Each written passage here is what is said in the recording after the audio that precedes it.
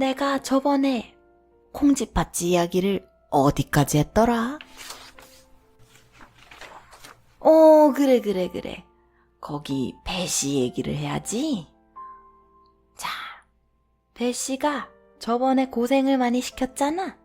이번에 또 새로운 걸 시켰지 뭐니. 하루는 계모 배씨가 콩쥐에게 새로운 일을 시켰지. 오늘은 부엌의 빈독에 물을 길어다 채워놓거라.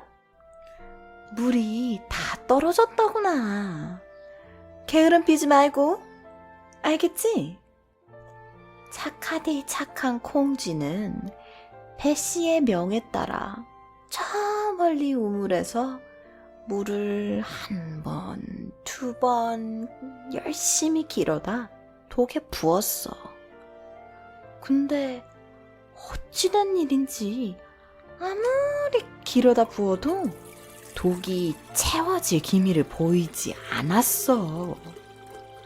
아침부터 쉬지 않고 온종일 물을 길어 나르다 보니 기운이 빠져서 진땀이 흐르고 팔다리는 후들후들거리고 고개가 툭 부러지는 것만 같아 더 이상 물을 기를 수가 없었지.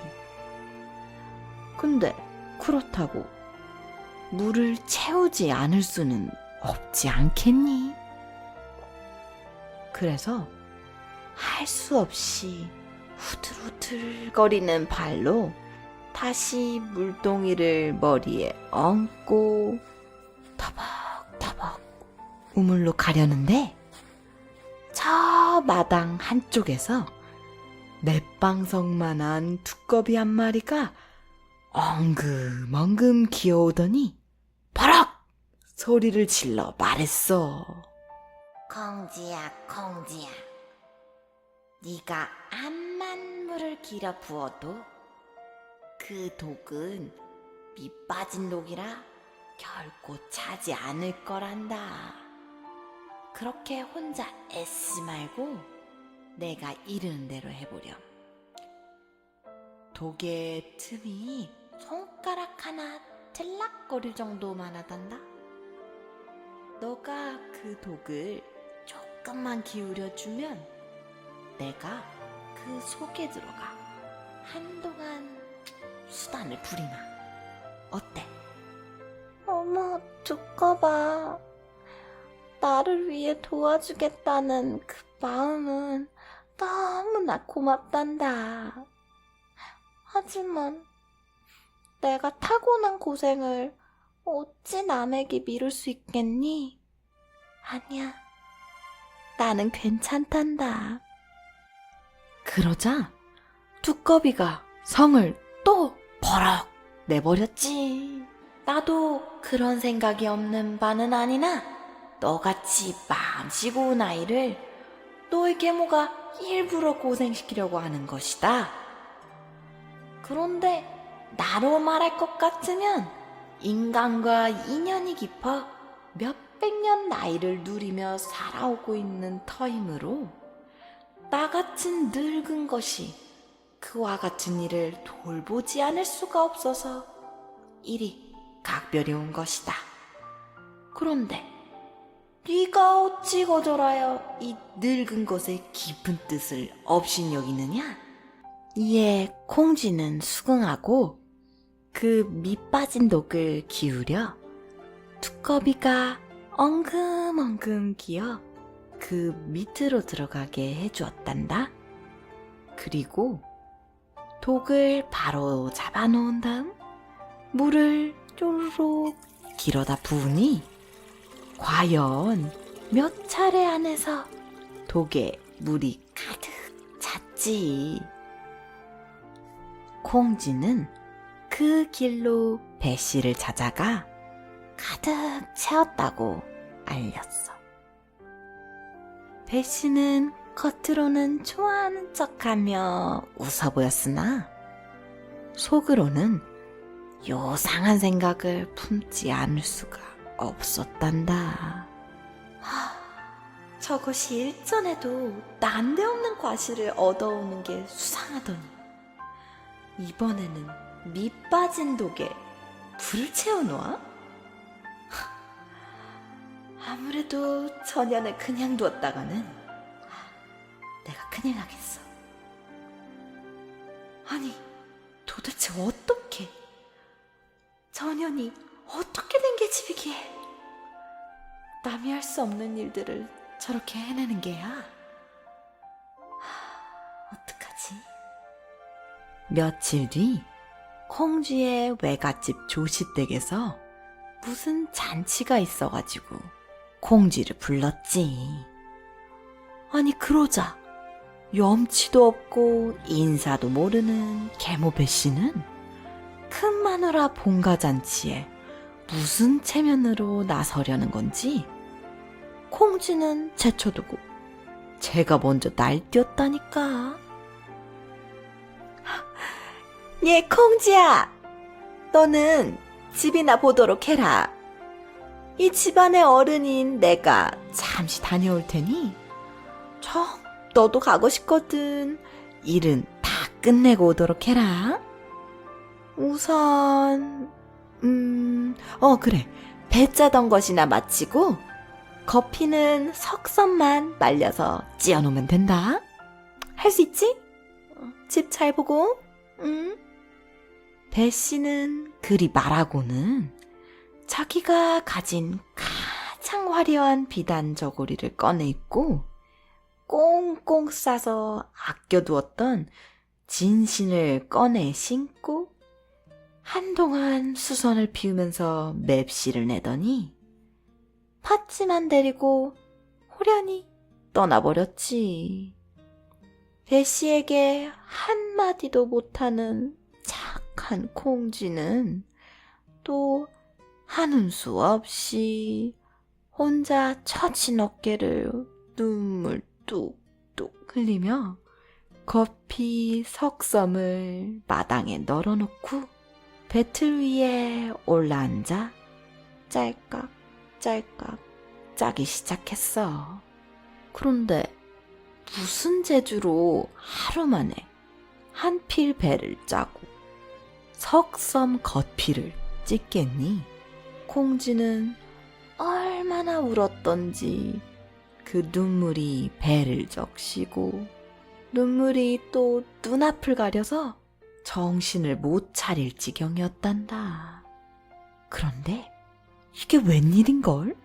콩쥐가 한 번도 보지 못한 아리따운 여인이 찬란한 비단 옷을 곱게 차려입고 신기한 향내를 풍기며 고운 모습으로 배틀 앞에 다가서더니 콩쥐를 보고 배틀에서 내려오기를 재촉하였어. 아씨, 내 비록 재주는 없으나 배틀을 빌린다면 당장에 배 한 필을 짜낼 것이니 아씨는 어서 떠날 자비를 하도록 하시오.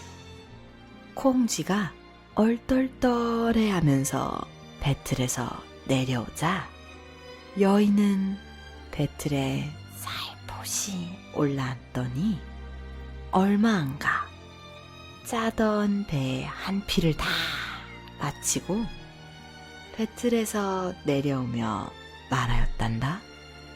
아씨, 이제 일이 다 끝났으니 어서 외가로 가시오.